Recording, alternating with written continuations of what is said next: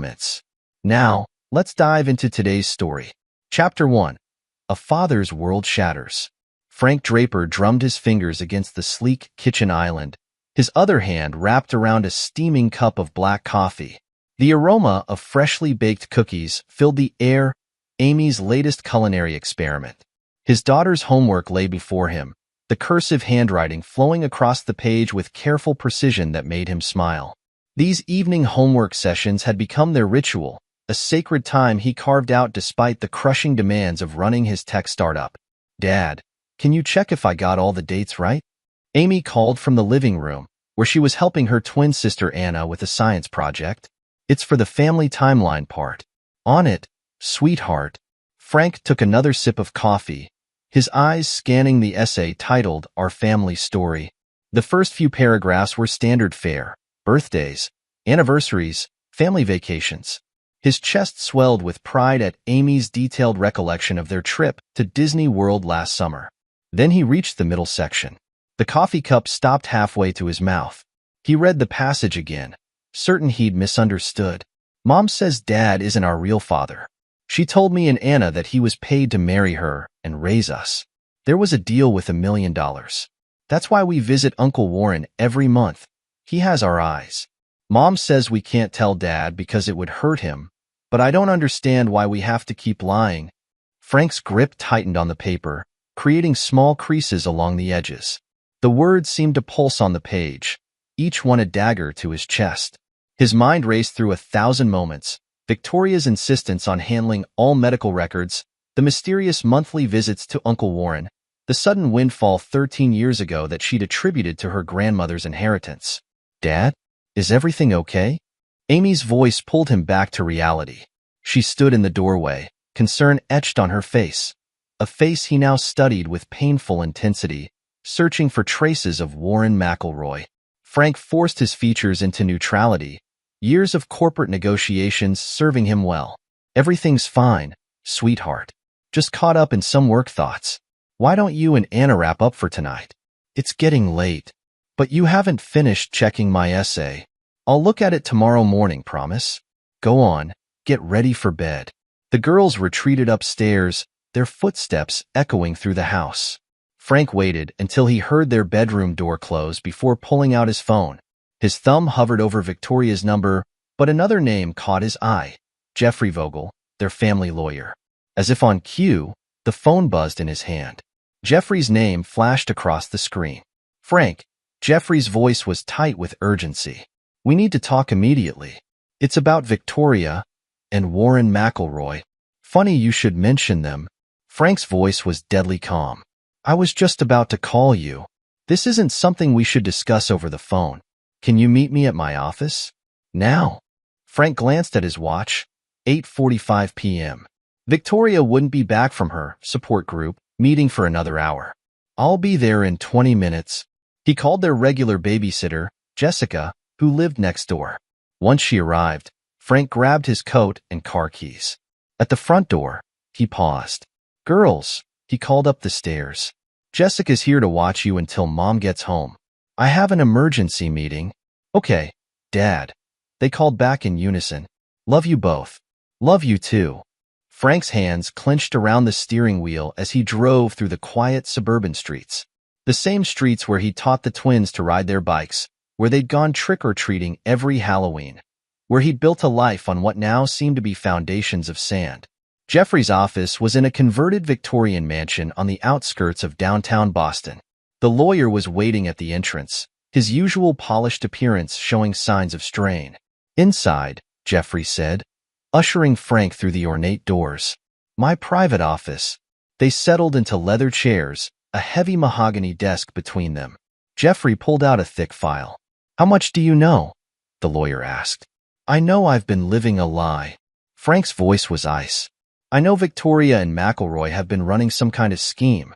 What I don't know is why my own lawyer, who's handled every contract and legal document for my family for the past 15 years, is only telling me about it now." Jeffrey had the grace to look ashamed. "I only confirmed the full scope of it today. I've had suspicions for years, but Victoria was careful, very careful, until now. Tell me everything. First, I need you to understand something. What I'm about to share isn't just about your family.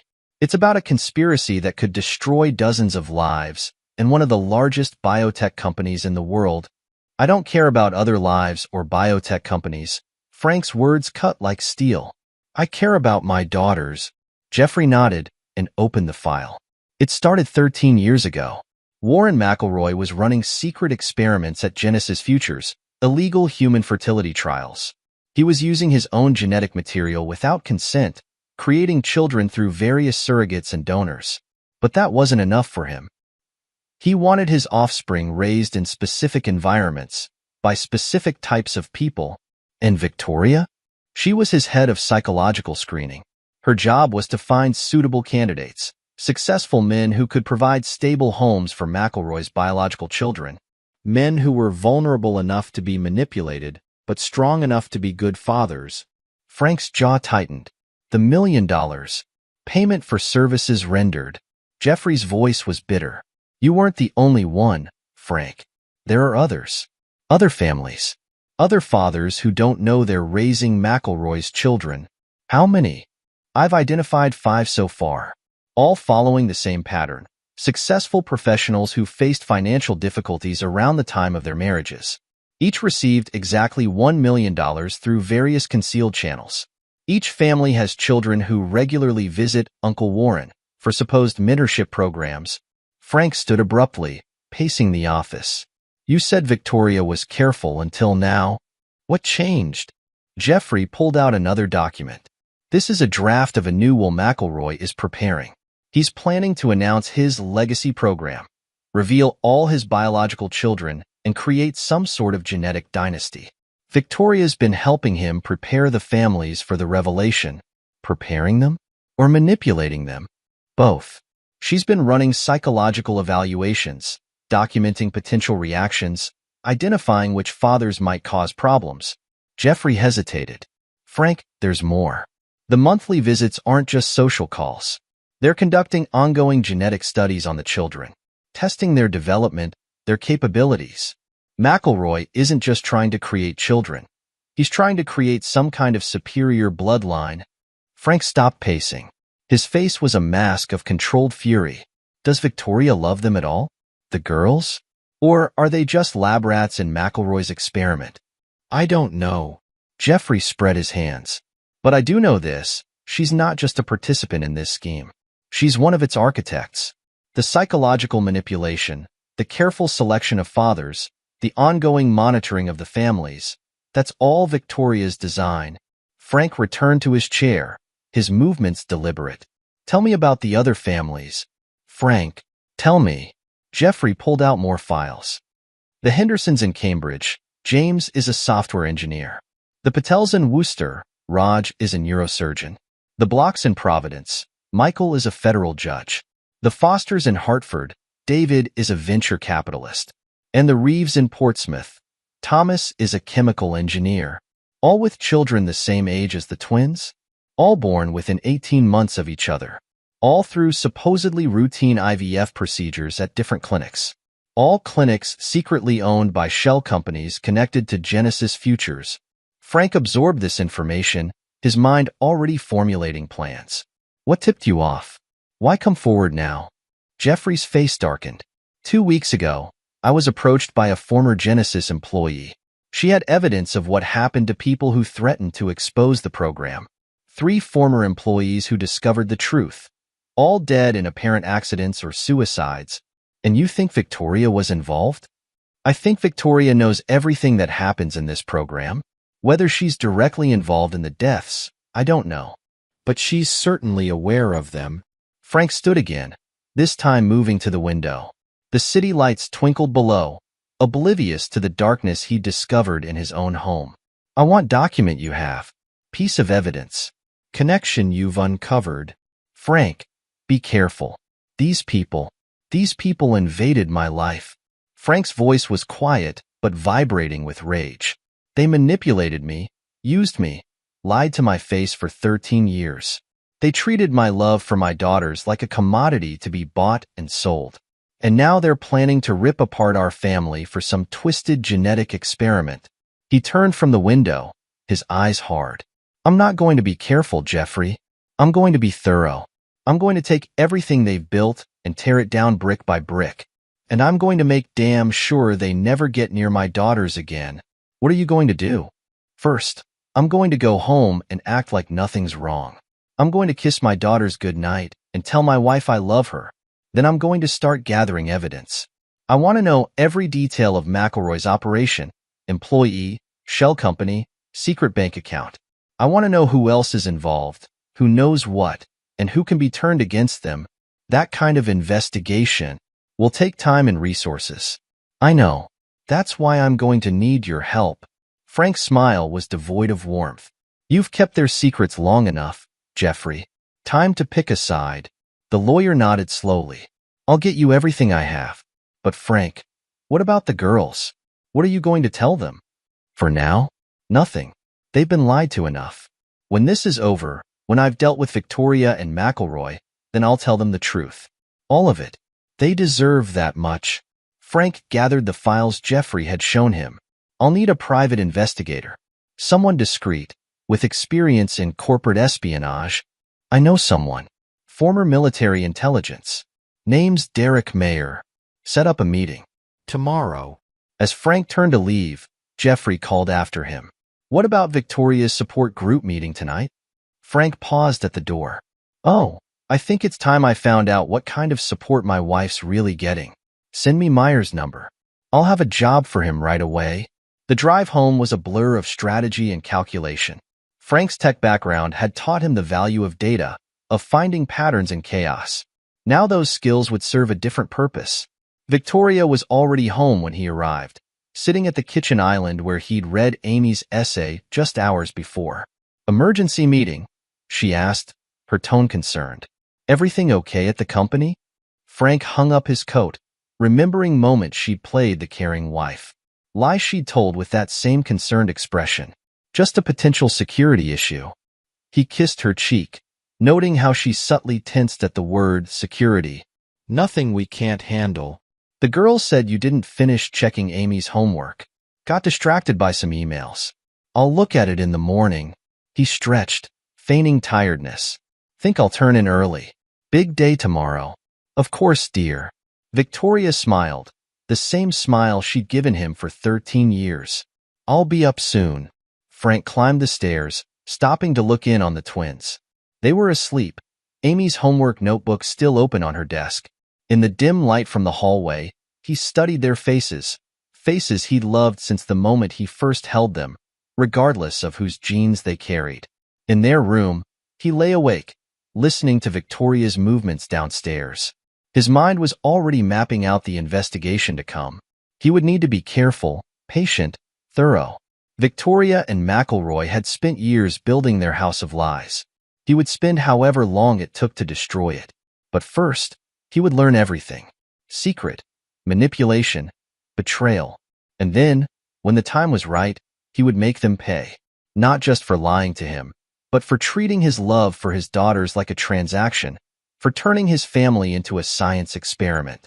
The price of their secrets would be everything they had built, and Frank Draper would be the one to collect. Chapter 2. The Web of Lies.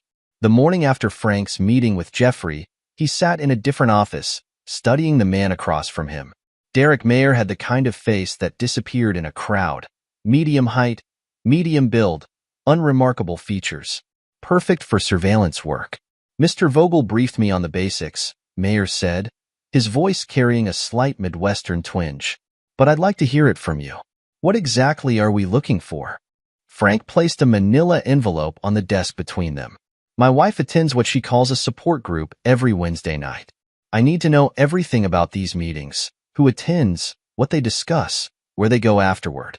I need photographs, recordings if possible, and detailed backgrounds on every participant. And the budget for this operation? Whatever it takes. Frank's expression was granite. Money isn't an issue. Mayer nodded, making notes in a small leather-bound notebook. Any particular areas of interest? Look for connections to Warren McElroy and Genesis Futures. Pay special attention to any discussions about children, especially those around 12 or 13 years old. And I want to know every time my wife makes contact with any of the other participants outside these meetings. Surveillance of this scale will require a team. How many people? 3, minimum. 1 for video documentation, 1 for audio surveillance, 1 for mobile tracking. Do it. But I want to approve every team member personally. Frank leaned forward. These people were watching. They're careful, professional.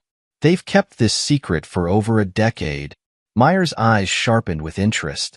Military background? Unknown. But they've eliminated threats before.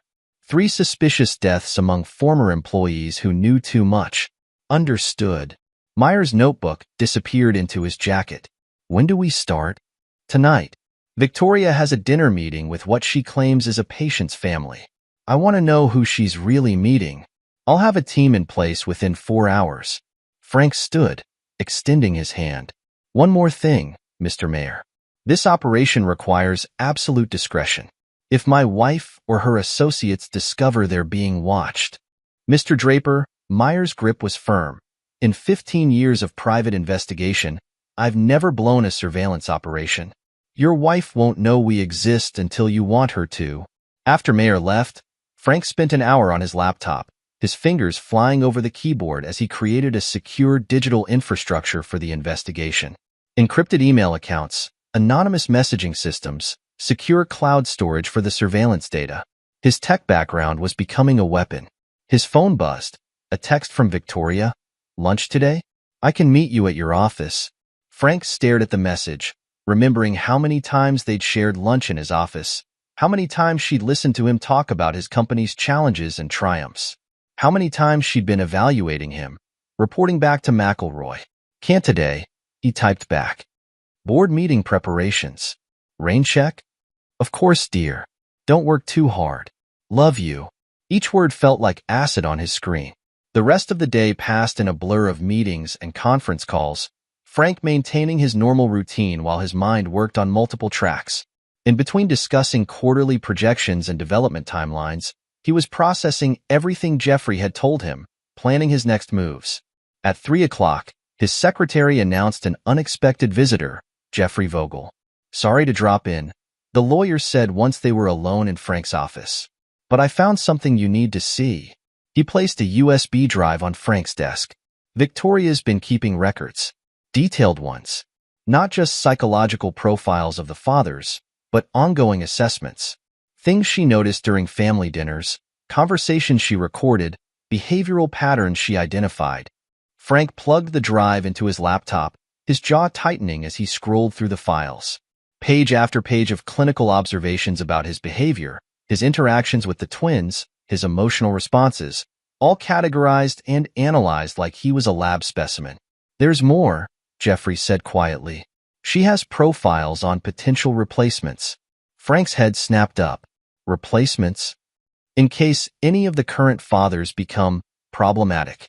She's identified suitable candidates who could step in, take over raising the children if necessary. The implications hit Frank like a physical blow.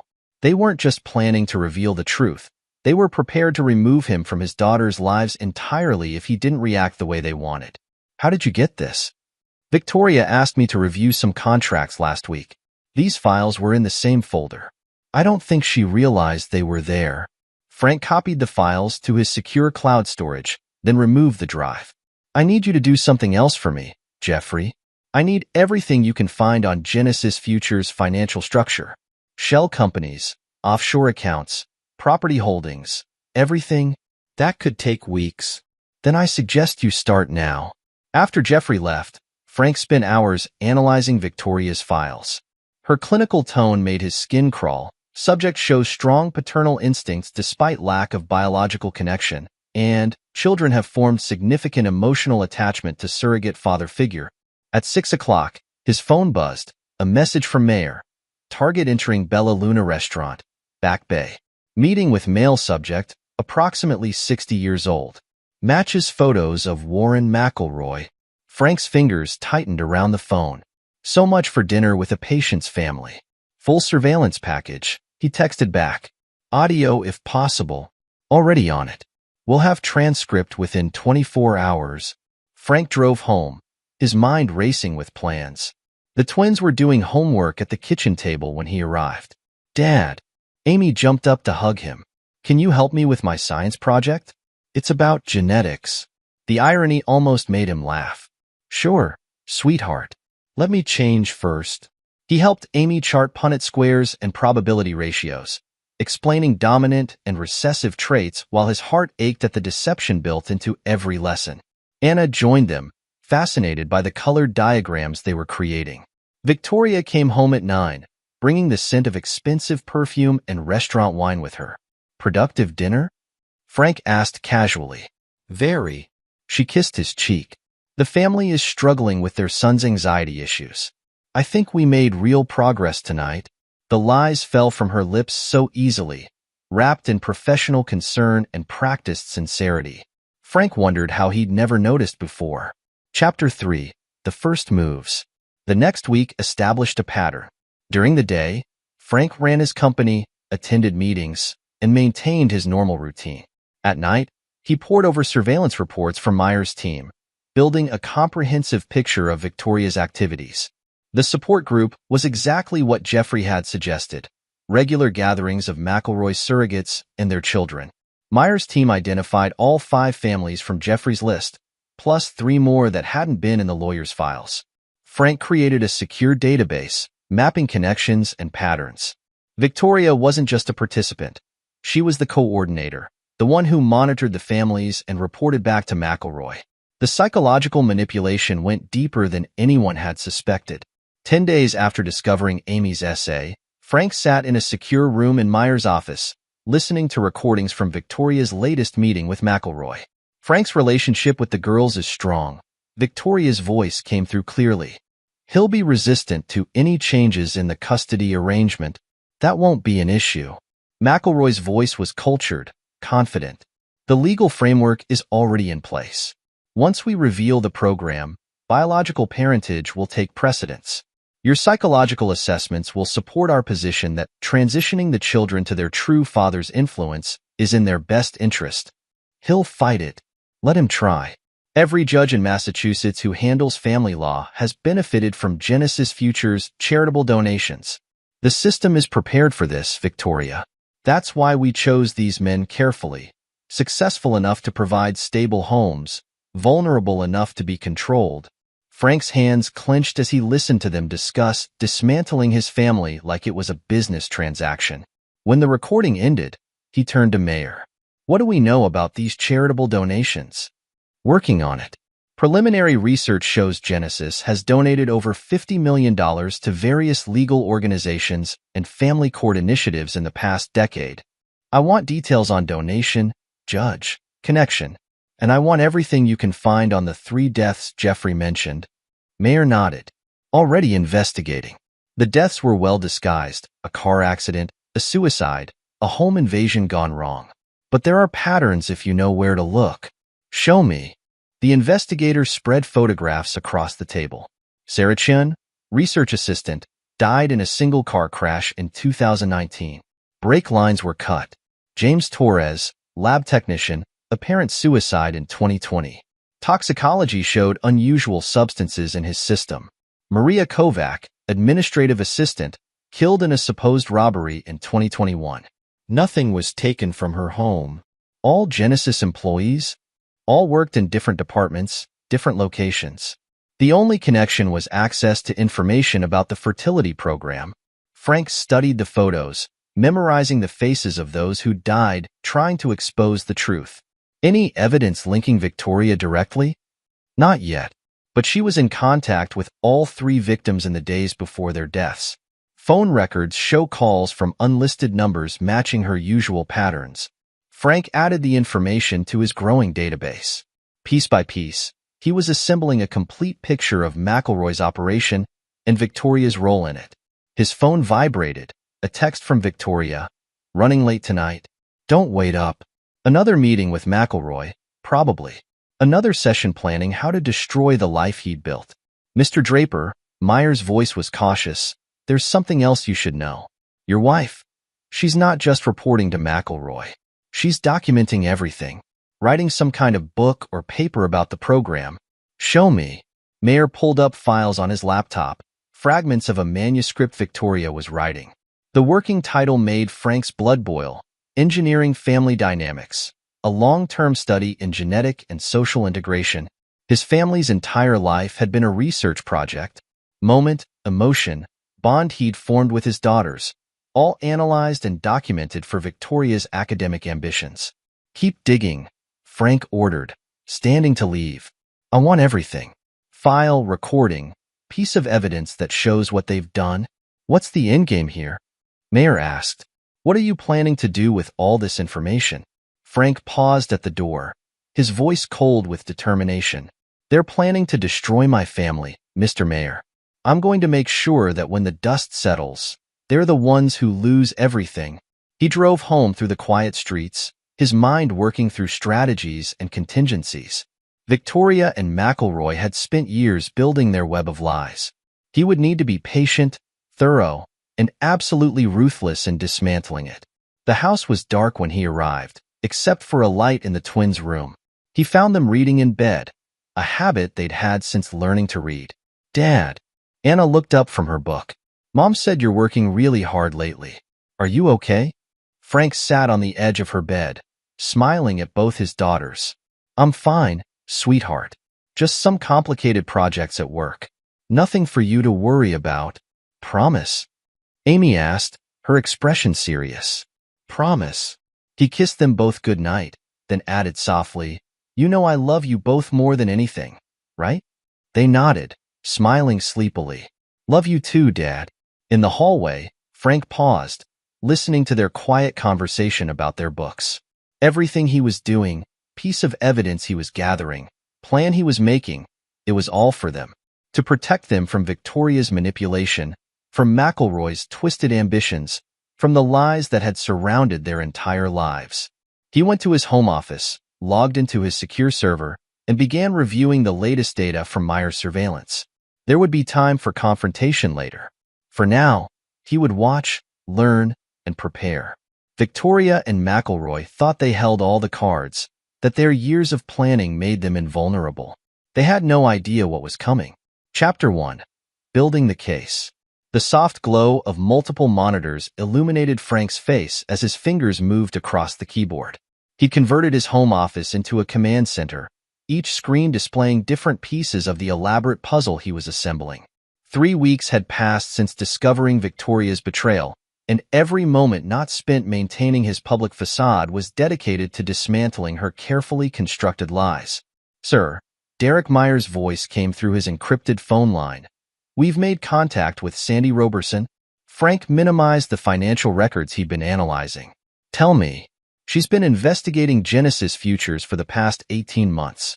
Started after a source inside the company tipped her off about irregularities in their fertility treatment programs. She's willing to meet, but she's cautious. Says she's had multiple sources disappear. Set it up.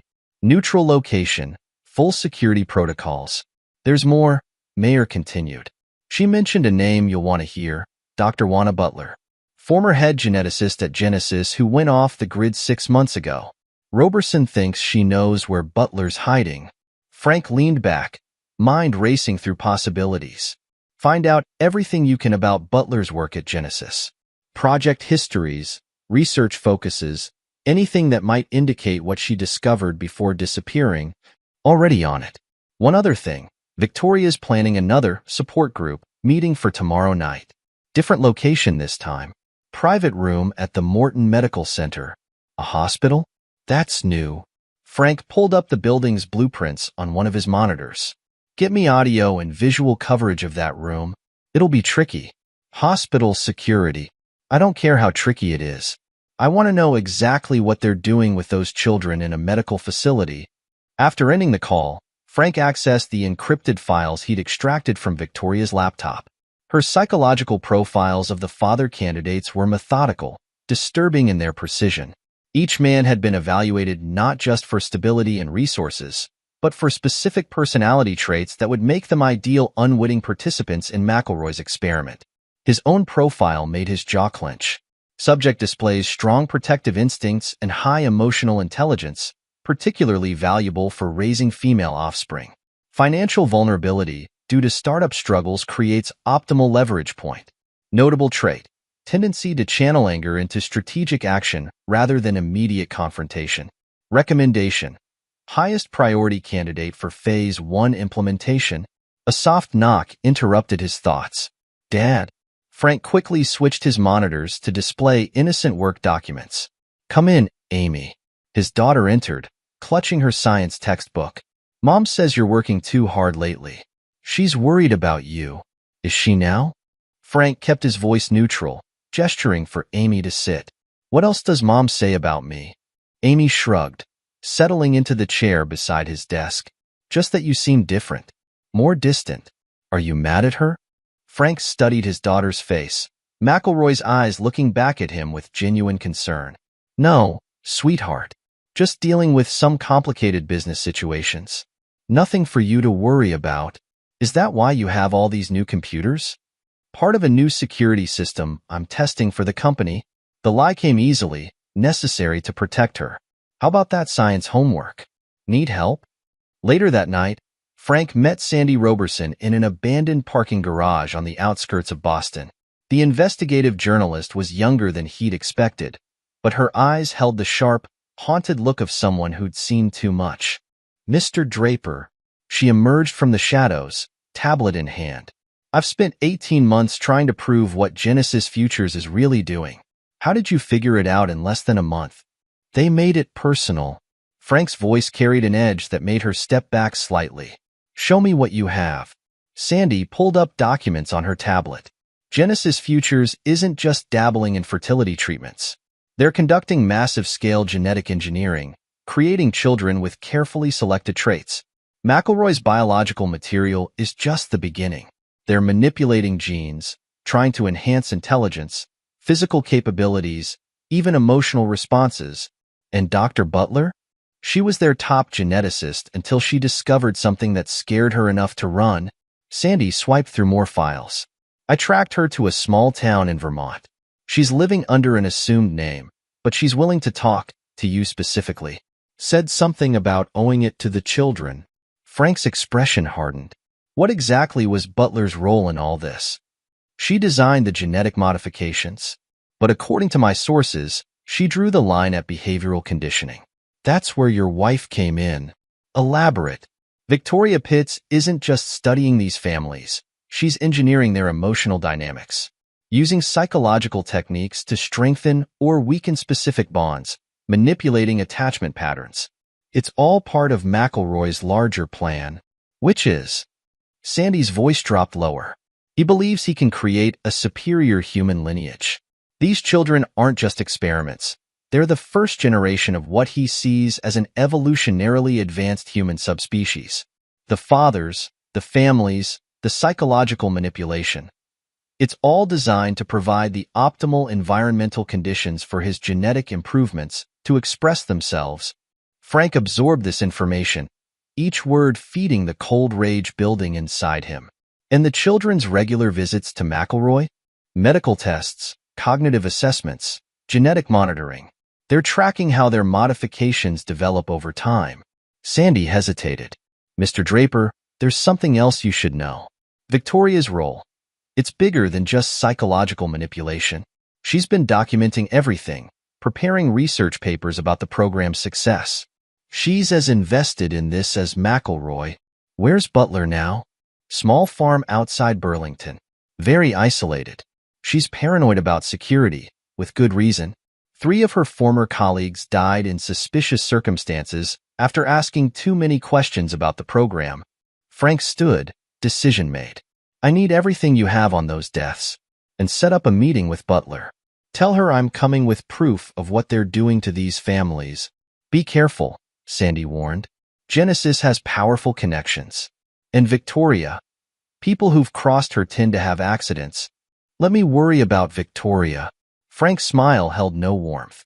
Focus on building the paper trail. I want a legal experiment, manipulated family, covered up death documented and verified. What's your endgame here? Going public could traumatize those children all over again. My endgame is making sure Victoria and McElroy never get near another family. Whatever it takes.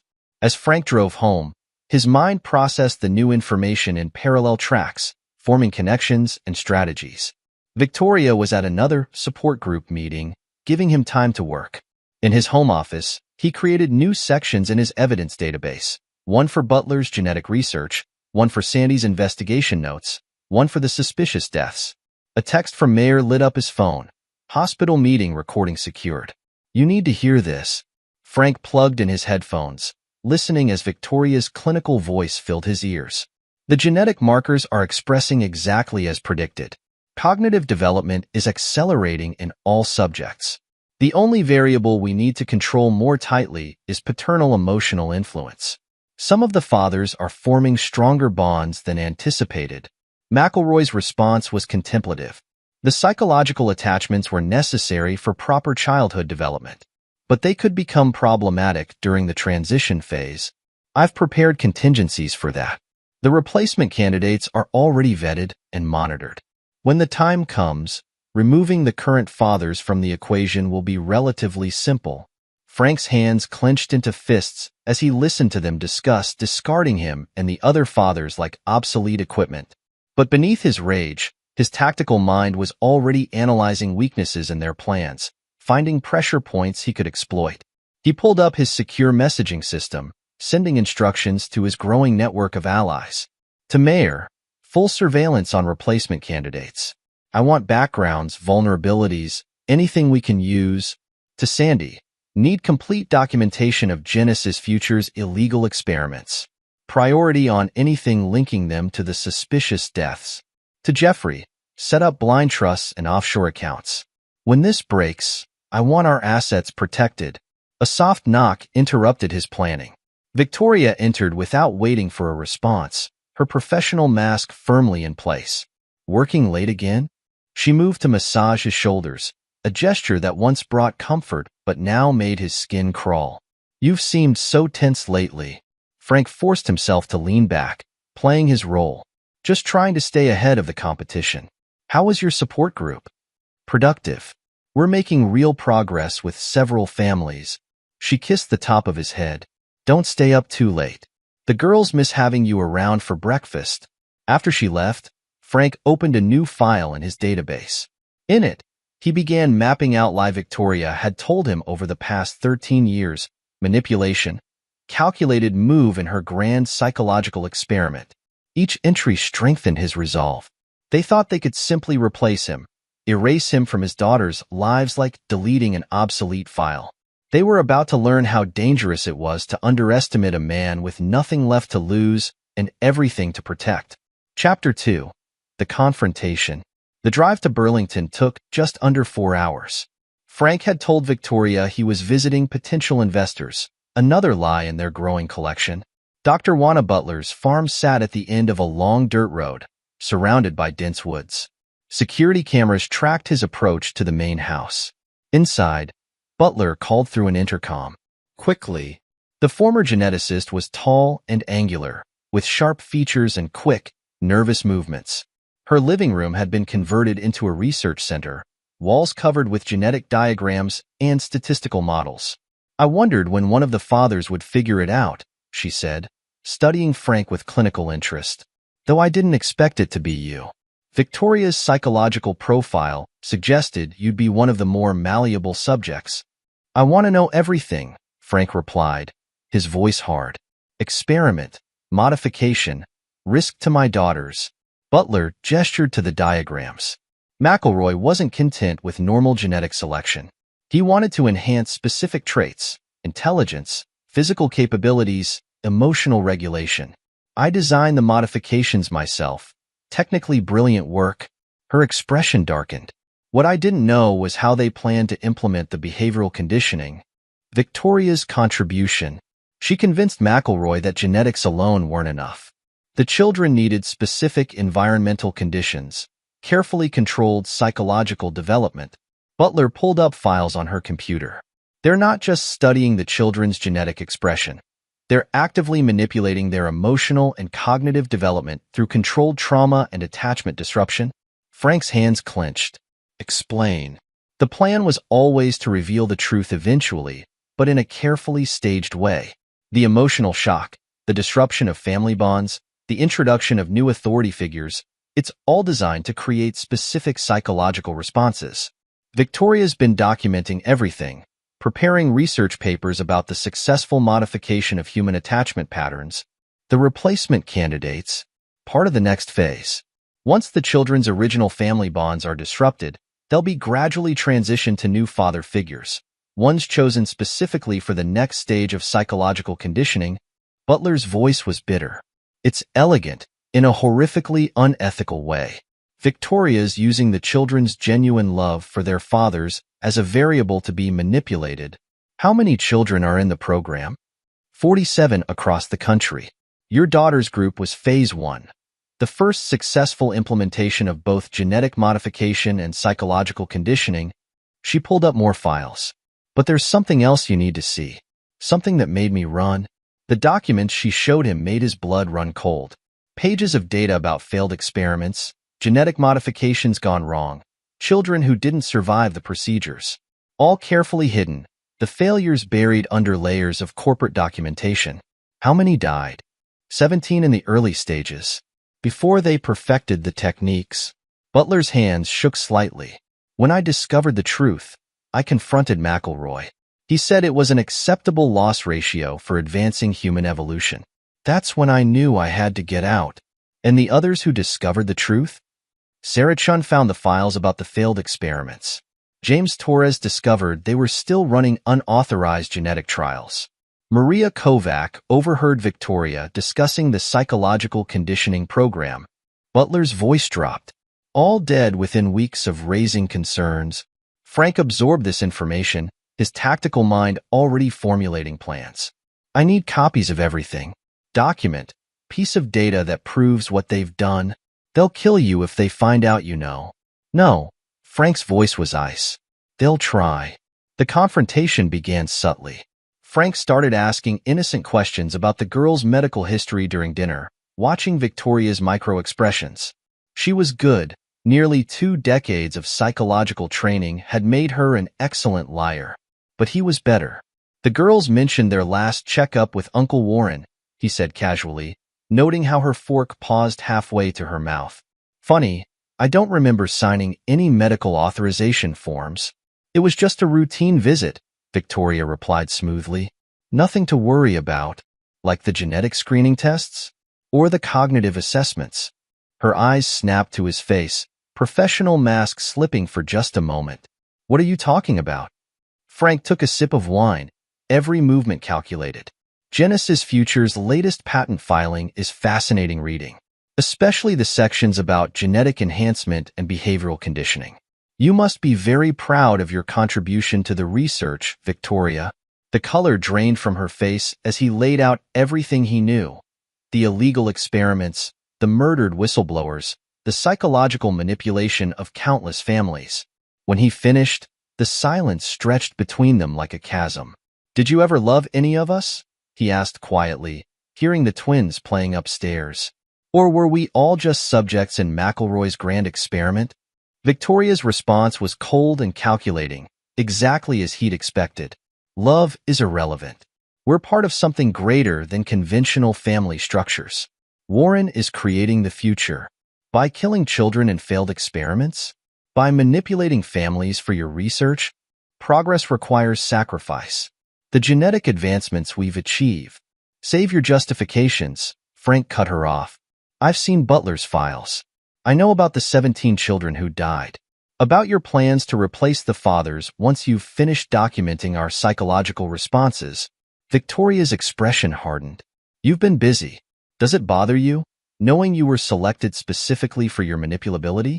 That every aspect of your relationship with the girls has been carefully engineered? Does it bother you that you're going to lose everything? Careful, Frank. Her smile was razor-sharp. People who threaten the program tend to have unfortunate accidents. Just ask Sarah Chin's family. Or what's left of them. Is that a threat? A reminder. You're not the first person to discover the truth. You won't be the first one we've dealt with. She stood gracefully. I truly hoped you'd be one of the success stories. Your bond with the girls was developing exactly as predicted. Frank watched her head upstairs to say goodnight to the twins, his rage contained behind a wall of tactical calculation. The confrontation had confirmed everything he'd suspected. Victoria wasn't just complicit in McElroy's schemes. She was a true believer, committed to their twisted vision of human advancement. Later that night, he sent encrypted messages to his allies. To Butler, confrontation complete. Implement security protocols. To Sandy, green light on evidence compilation. Focus on the 17 deaths. To Mayer, full surveillance activated. Watch for counter-moves. To Jeffrey, prepare legal contingencies. They'll move soon. Victoria was already in bed when he entered their bedroom, her face illuminated by her laptop screen. He knew she was warning McElroy, setting their countermeasures in motion. Let them try. He'd spent weeks preparing for this moment, anticipating every possible response. The next few days would determine everything. Victoria and McElroy would move against him, trying to discredit him before he could expose their operation. They thought their power and connections made them invulnerable. They were about to learn otherwise. Chapter 3. The Counterattack. The first strike came at 9:15 a.m. Frank was in a board meeting when his secretary interrupted with an urgent message. Child Protective Services was at his house, responding to anonymous allegations of abuse. The girls are at school, Mayer reported through his earpiece. Victoria's playing concerned mother perfectly. Already suggested you've been acting erratically. Frank excused himself from the meeting, his voice steady as he called Jeffrey. Implement Protocol 1.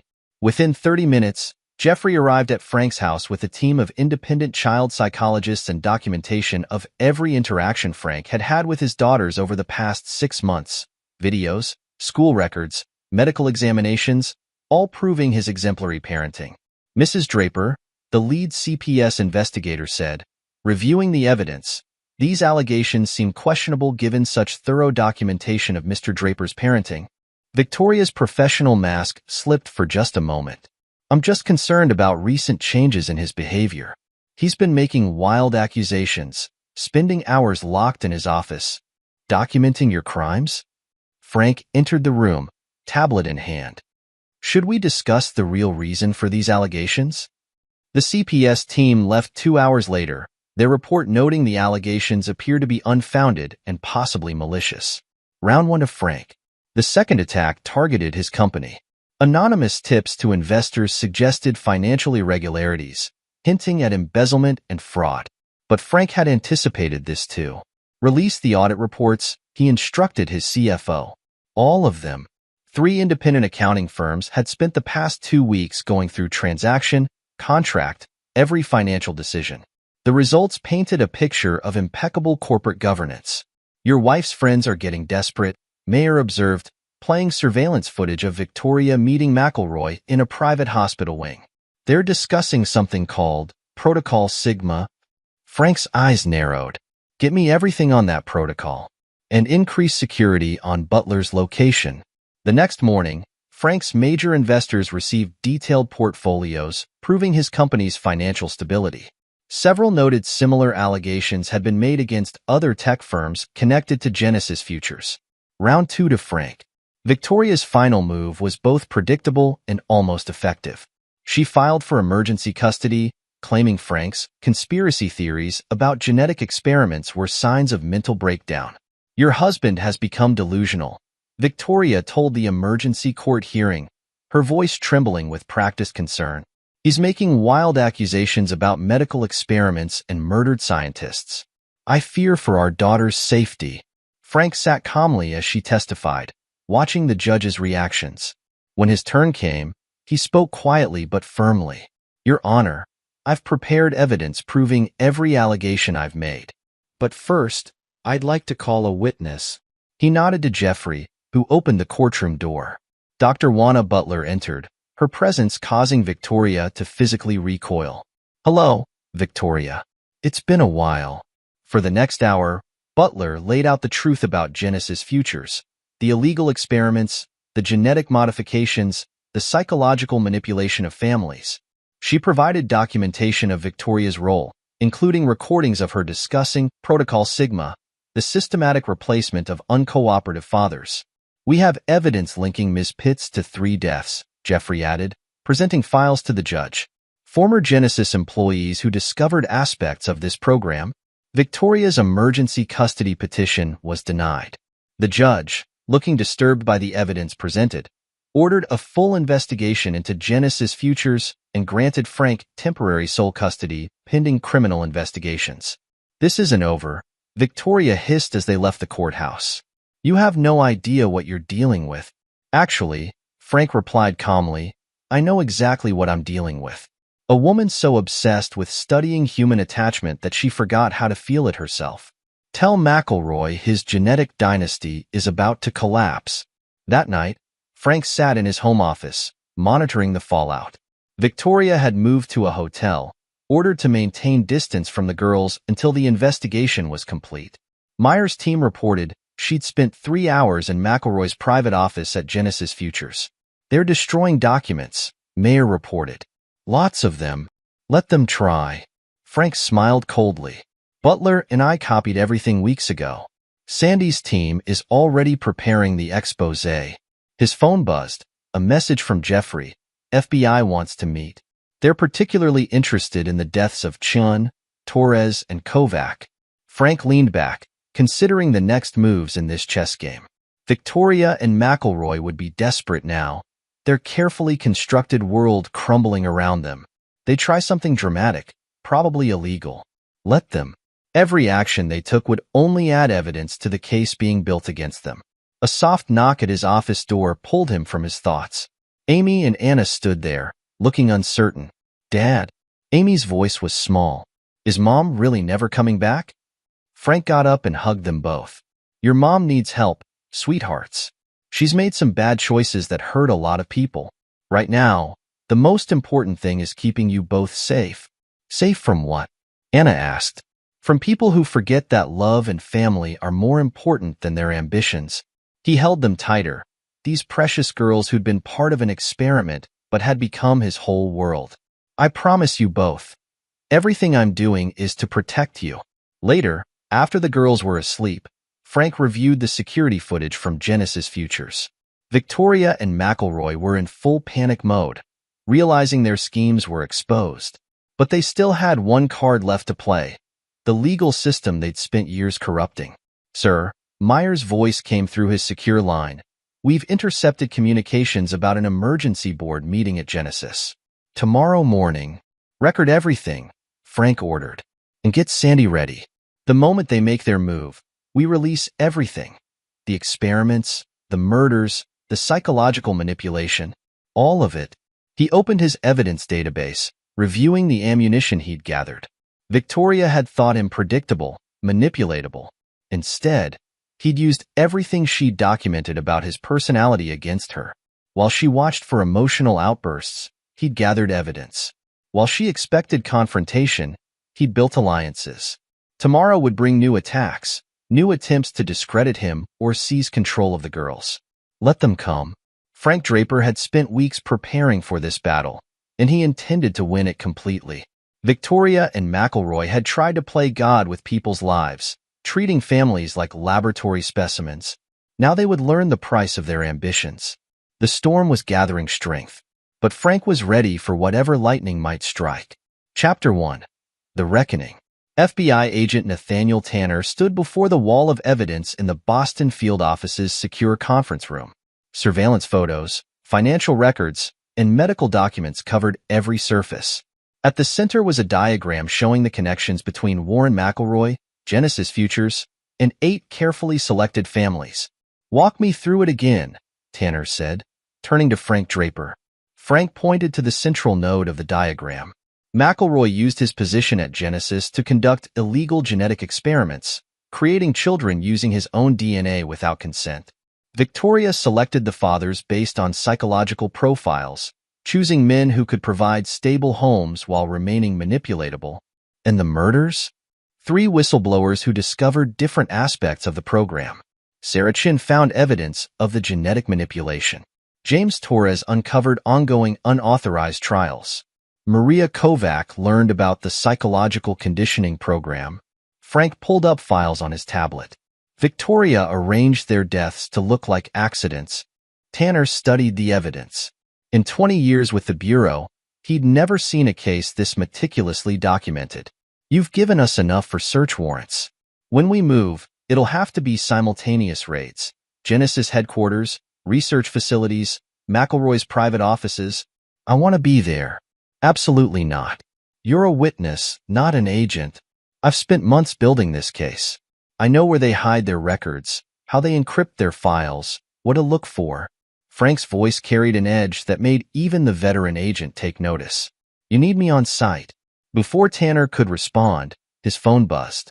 They're moving research materials out of the main facility. Tonight. Frank was already heading for the door. Now or never, Agent Tanner. The raid began at midnight. FBI teams hit 12 locations simultaneously across 3 states.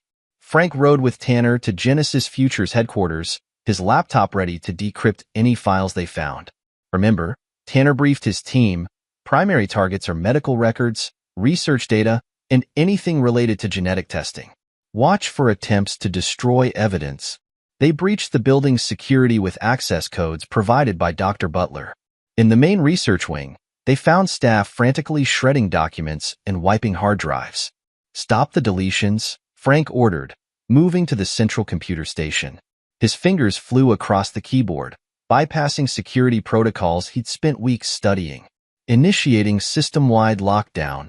Throughout the building, computers froze, printers stopped, and network access terminated.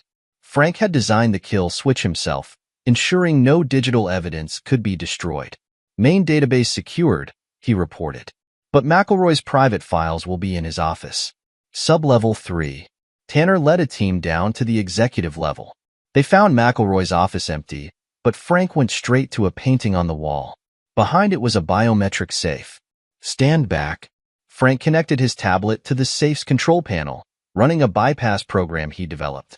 The door clicked open, revealing stacks of hard drives and paper files. My God, Tanner breathed, examining the contents.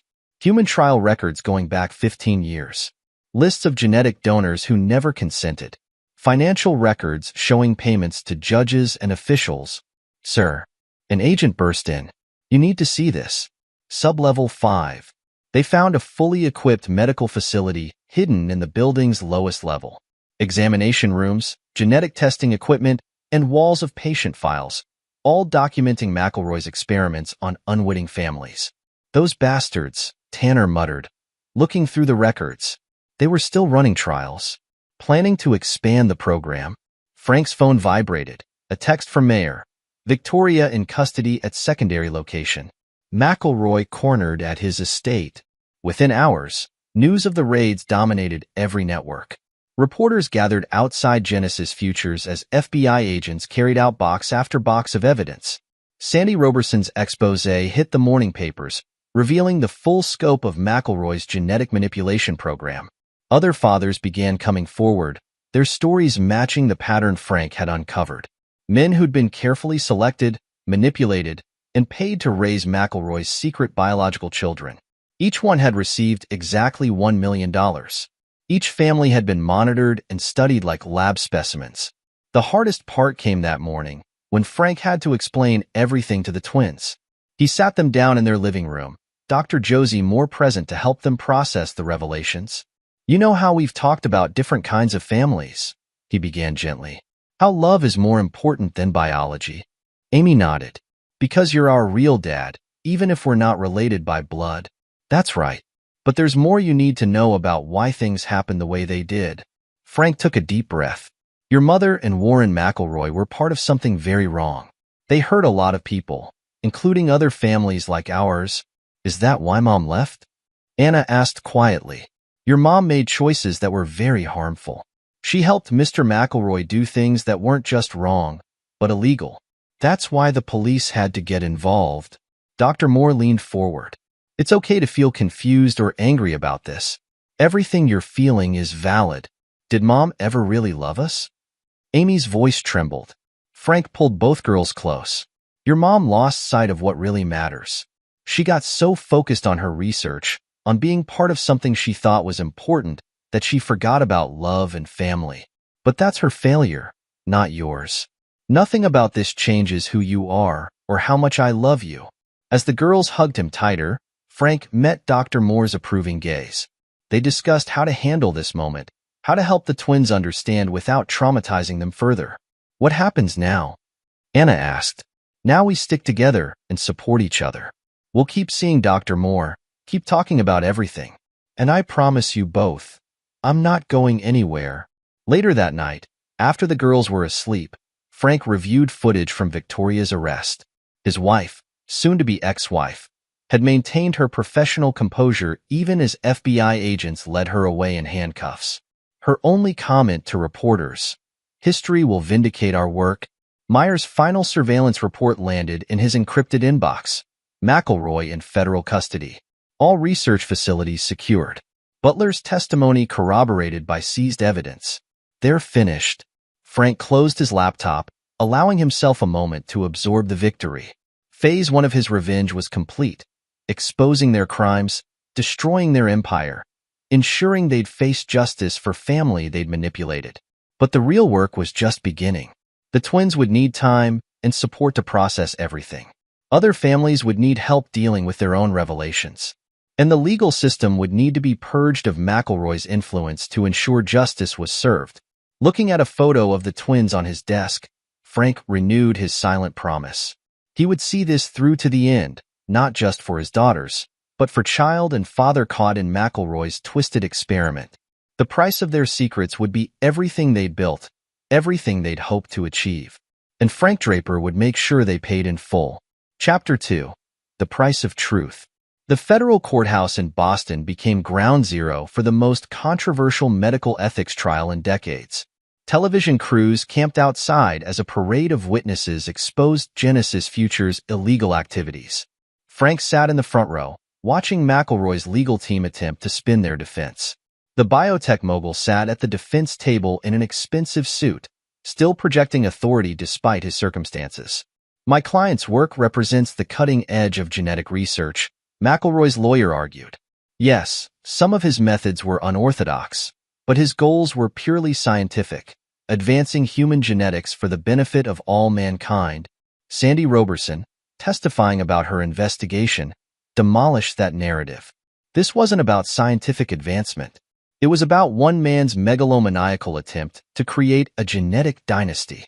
The psychological manipulation of families wasn't science. It was cruel experimentation on unwitting human subjects. Dr. Butler's testimony proved even more damaging. She detailed the program's evolution, from initial genetic trials to the systematic selection and manipulation of father candidates. Warren McElroy wasn't content with normal genetic selection, she explained to the riveted courtroom. He wanted to enhance specific traits, intelligence, physical capabilities, emotional regulation. When early attempts failed, resulting in 17 deaths, he simply buried the evidence and continued experimenting. Victoria's trial ran concurrently in an adjacent courtroom. Her defense strategy crumbled when prosecutors presented her own meticulous records, psychological profiles, manipulation strategies, detailed notes on how to exploit each father's vulnerabilities. The defendant wasn't coerced, the prosecutor argued. She was an enthusiastic architect of this scheme, using her psychological expertise to help identify suitable fathers, then systematically manipulating those same men for years. She documented everything, planning to publish her research once the program was revealed. Frank's testimony came last. He took the stand in both trials, his voice steady as he described discovering the truth about his family. In McElroy's trial, he laid out the financial evidence, the pattern of million-dollar payments, the bribes to officials, the money trails leading from whistleblowers' deaths. This wasn't just fraud, he told the jury. This was a systematic attempt to create and control human beings. McElroy didn't just want children. He wanted to build a carefully engineered population he could shape and monitor. The fathers weren't chosen for their parenting abilities, but for their manipulability. In Victoria's trial, his testimony was more personal but no less devastating. She didn't just lie to me, he stated. She studied me, profiled me, selected me specifically because she believed I could be controlled. Every moment of our family life was documented and analyzed. Our daughter's emotional development was treated like a laboratory experiment. Victoria's mask finally cracked when Frank described finding Amy's essay. Did it bother you? He asked, looking directly at his wife. Writing in your research notes that the subject shows strong paternal bonding despite lack of biological connection? Was it just another data point when the girls said they loved me? The jury took less than 6 hours to reach their verdicts. McElroy was found guilty on multiple counts of murder, fraud, and illegal human experimentation. The judge's sentence was unequivocal, 6 consecutive life terms. Mr. McElroy, the judge declared, you have perverted the cause of science to serve your own megalomaniacal ambitions. You treated human beings like laboratory specimens, destroyed families for data points, and killed anyone who threatened to expose your crimes. You will spend the remainder of your life in federal prison, contemplating the cost of your ambitions.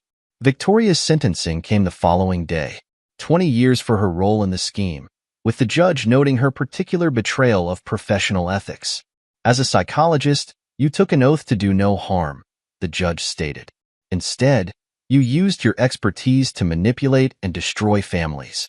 You treated your own children as test subjects in a psychological experiment. Your actions represent the gravest possible abuse of your professional knowledge and maternal responsibilities. Frank watched his wife led away in handcuffs, her professional mask finally shattered.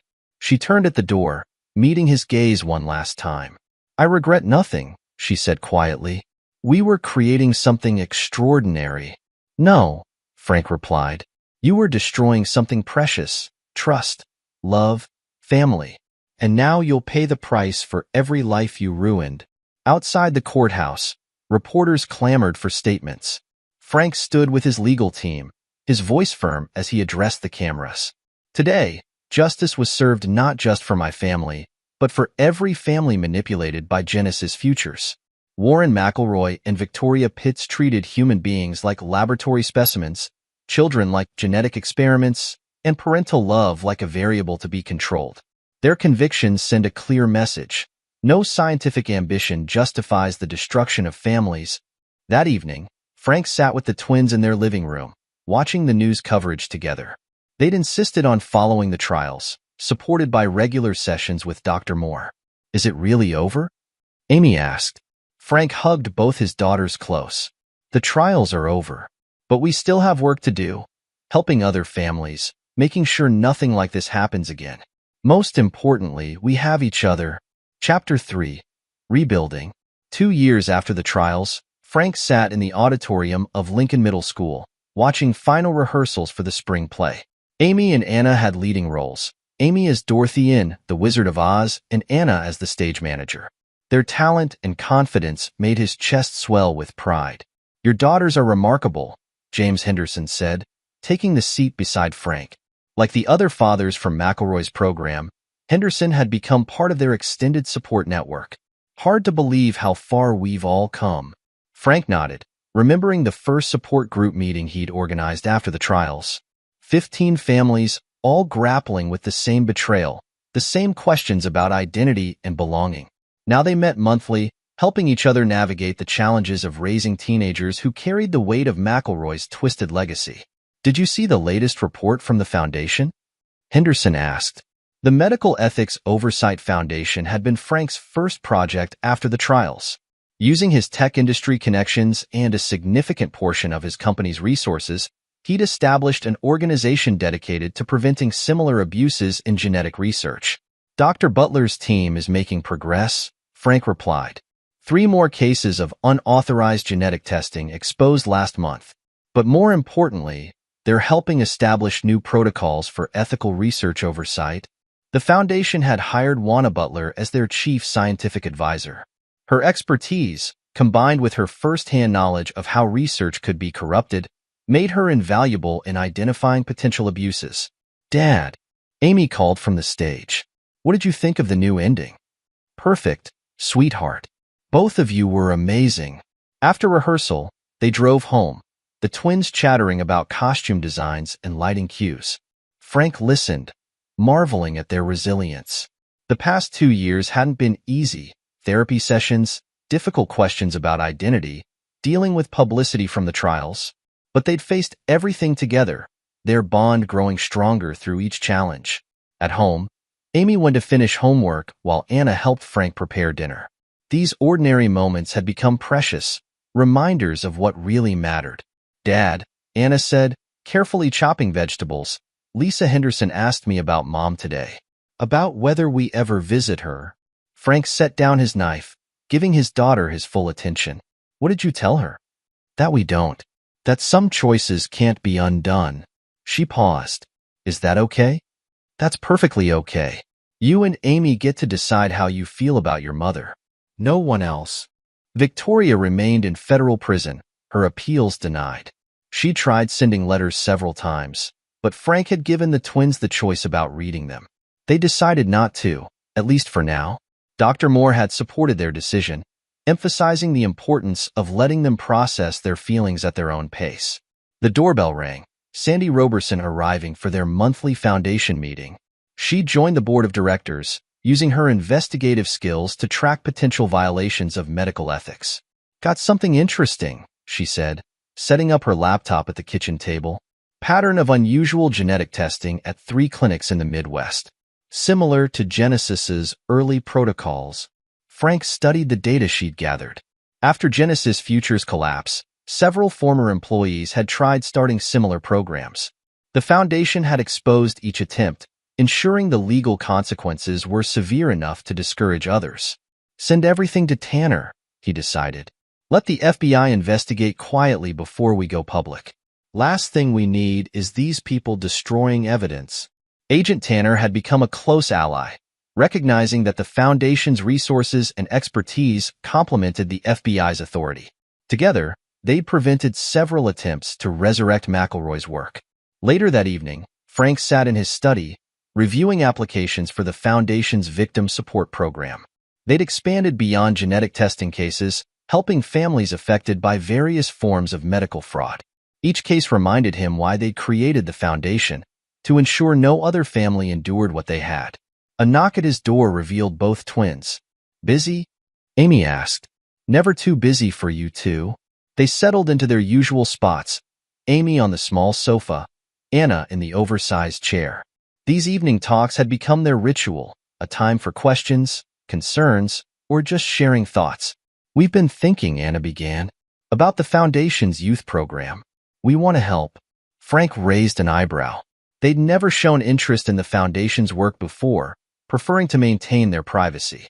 "There are other kids like us," Amy explained, "who found out their families aren't what they thought. Maybe we could help them? Show them it gets better?"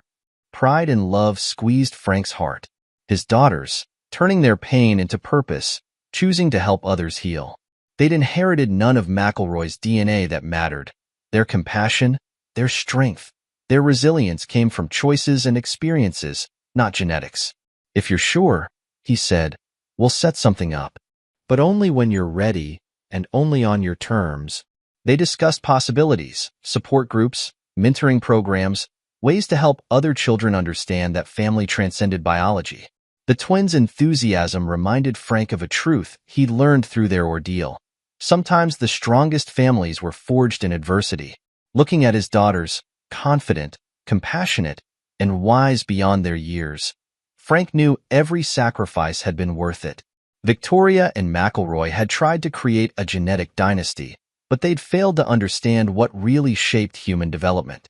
It wasn't DNA or psychological conditioning that determined character. It was love, courage, and the choices people made when facing their darkest moments. The price of secrets had been high, but it had bought something priceless. The truth that family wasn't about genetics or experiments or calculated manipulation. It was about love, protection, and the willingness to fight for those who trusted you with their hearts. Frank had paid that price willingly, and the reward was sitting right in front of him. 2 remarkable young women who proved every day that true parenthood had nothing to do with DNA and everything to do with love. Epilogue. 10 years later. The Massachusetts Correctional Institution for Women maintained strict visiting hours. Victoria Pitts, now 15 years into her 20-year sentence, sat in the sterile visitation room, her once immaculate appearance dulled by prison life. Her hands, once adorned with expensive rings, now bore the calluses of mandatory labor programs. Your appeal was denied again, her court-appointed lawyer informed her, shuffling through papers. The board found no compelling reason to reduce your sentence. Victoria's professional mask, worn thin by years of incarceration, cracked slightly. And the letters? Still returned unopened. Your daughters maintain their no-contact request. Across the state, in a maximum security federal prison, Warren McElroy's empire had been reduced to a 6x8 cell. The biotechnology mogul who once commanded a genetic dynasty now spent his days in solitary confinement, his multiple life sentences stretching before him like an endless void. His latest psychiatric evaluation noted increasing paranoia and obsession with his legacy. The guards had confiscated numerous journals filled with his ravings about genetic superiority and evolutionary destiny. His considerable fortune, seized by federal authorities, had been distributed among his victims through the Medical Ethics Oversight Foundation. Meanwhile, the foundation's headquarters in downtown Boston buzzed with activity. Frank Draper, now in his mid-50s, studied the latest reports from their global monitoring network. The organization he'd built from the ashes of Genesis Futures had become the world's leading watchdog for medical ethics violations. "The Singapore case is solid," Sandy Roberson said, dropping a thick file on his desk. Now the Foundation's director of investigations, she'd built a global network of informants tracking potential genetic research violations. Another attempt to replicate McElroy's work, but we caught it early. "Forward everything to Tanner's team," Frank replied. Agent Tanner, now deputy director of the FBI's Medical Crimes Division, had maintained their partnership over the years. Together, they'd prevented dozens of attempts to resurrect McElroy's methods. Dr. Juana Butler entered, her earlier paranoia replaced by purposeful confidence. As the Foundation's chief scientific officer, she'd helped develop sophisticated detection methods for illegal genetic experimentation. "The new screening protocols are working," she reported. 3 major fertility clinics flagged suspicious requests last month, all traced back to former Genesis employees. The door opened again, admitting Amy and Anna Draper, now 22 and freshly graduated from college. Amy's psychology degree and Anna's bioethics major reflected their commitment to preventing others from suffering their mother's betrayal. "The youth program's expanding," Amy announced. She transformed the Foundation's support services, creating specialized programs for children affected by medical fraud. 3 new chapters opening next month, and the legal team approved our new advocacy initiative, Anna added. She'd inherited Frank's strategic mind, applying it to strengthening medical ethics legislation. "We're pushing for stricter penalties for unauthorized genetic experimentation." Frank studied his daughters with pride. They transformed their trauma into purpose, using their unique perspective to help others. The twins had rejected any connection to their biological father, legally changing their last name to Draper on their 18th birthday. "How's James Henderson's group doing?" Frank asked, referring to their original support network. "Growing stronger," Amy replied. The monthly meetings now include families from 6 states. His daughter Lisa's starting med school next fall, says she wants to show how genetic research should be conducted ethically. The support network had evolved into a nationwide community. The families bound by McElroy's betrayal had forged genuine connections, proving that shared experience and mutual support could heal even the deepest wounds. A notification popped up on Frank's computer, the latest report from their prison monitoring system. Victoria had attempted to publish another academic paper, analyzing the psychological impact of non-traditional family structures. The Prison Review Board had rejected it, noting her continuing failure to acknowledge the harm she'd caused. "Still no remorse," Anna observed, reading over his shoulder. "Did you hear she tried contacting Mom's old colleagues? Wanted to collaborate on a research paper about attachment disruption in engineered family units." Frank's expression hardened. A decade later, his ruthlessness toward those who'd betrayed his family remained unchanged. He'd ensured Victoria's professional reputation was thoroughly destroyed, her academic credentials revoked, her research permanently discredited. "Your mother made her choice," he said quietly. "She chose her ambitions over her humanity." The Foundation's alert system chimed. Another potential Genesis-style operation detected, this time in Eastern Europe. Frank's team moved with practiced efficiency, their response honed by years of experience. Sandy, coordinate with our key of office. Butler, analyze their research protocols. Girls, see if any of their staff connects to Genesis's old network. As his daughters left to begin their tasks, Frank reflected on the decades since the trials. Victoria and McElroy had sought to create a superior human lineage through genetic manipulation and psychological conditioning. Instead, they'd sparked a movement dedicated to protecting families from scientific overreach. The Price of Secrets Foundation, as it was unofficially known, had grown beyond its origins. They now operated in 32 countries, their work encompassing everything from investigating illegal experiments to supporting victims of medical fraud. Their legal advocacy had helped pass stringent regulations governing genetic research and human experimentation. Later that evening, Frank hosted their monthly family dinner. The gathering included James Henderson and his daughter Lisa, Dr. Butler and her research team, Sandy Roberson, and several other families from their support network. These dinners had become a tradition, a reminder of the genuine bonds that had emerged from artificial beginnings. "Did you see the latest letter?" Henderson asked quietly as they prepared coffee. Another former Genesis employee had attempted to contact McElroy, seeking guidance for a new genetic engineering project. "They never learn. They learn," Frank corrected. "When we teach them the consequences." His phone buzzed, a message from Tanner about Victoria's latest psychiatric evaluation. She remained convinced of her research's validity, viewing her imprisonment as temporary setback rather than punishment.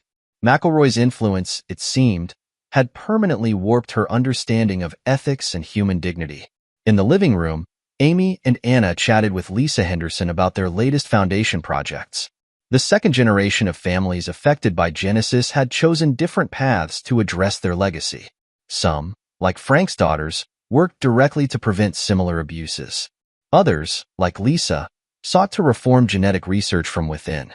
Frank watched them with satisfaction. Victoria and McElroy had tried to engineer the perfect human specimens through genetics and manipulation. Instead, they'd created something they never intended, a community of individuals dedicated to protecting others from scientific exploitation. The Foundation's latest initiative sat on his desk, a comprehensive global monitoring system for genetic research facilities. The project would link medical ethics boards worldwide, making it nearly impossible to conduct unauthorized experiments without detection. "Dad," Amy called from the living room, "tell everyone about the Singapore case." As Frank joined the group, he noted how far they'd all come. Victoria remained imprisoned, her academic ambitions reduced to rejected papers and denied appeals. McElroy's grand vision of a genetic dynasty had produced instead a powerful force opposing everything he'd tried to achieve. The price of their secrets had been high, but it had purchased something invaluable, a legacy of protection, advocacy, and genuine human connection. Frank's revenge hadn't just been about punishment. It had created a lasting mechanism to prevent others from suffering similar betrayals. "You know," Anna said later, as the guests were leaving, "Mom's eligible for parole review next year." Frank's expression remained impassive. "The Foundation will submit a detailed impact statement to the parole board. They should understand the full scope of her crimes." The twins nodded, sharing their father's unforgiving stance. Victoria had sacrificed her family for academic ambition, choosing research over human dignity. Her punishment wasn't just the prison sentence. It was knowing her own daughters had rejected everything she believed in. That night, Frank added the Singapore case files to their database of prevented experiments. The system had grown to include thousands of cases, each representing families protected from experiencing what they had endured. Victoria and McElroy had sought to advance human evolution through manipulation and control. Instead, they'd triggered an evolution in how society protected itself from scientific overreach. Their secrets, exposed and documented, had become cautionary tales in medical ethics courses worldwide. The price of secrets, Frank reflected, wasn't just paid by those who kept them. Sometimes, the higher price was paid by those who exposed them, in vigilance, in responsibility, in the endless work of preventing history from repeating. But as he looked at the family photos on his desk, genuine moments of joy and connection that no genetic engineering could create, he knew every price had been worth paying. Victoria and McElroy had tried to engineer the perfect family. Instead, they taught the world what real family meant: love, loyalty, and the courage to fight for what mattered most. The Foundation's motto, displayed prominently in their lobby, said it all: truth protects. The price of secrets had purchased something priceless: the power to ensure other families would never pay that price again. This is where our story comes to an end. Share your thoughts in the comments section. Thanks for your time. If you enjoy this story, please subscribe to this channel. Click on the video you see on the screen, and I will see you there.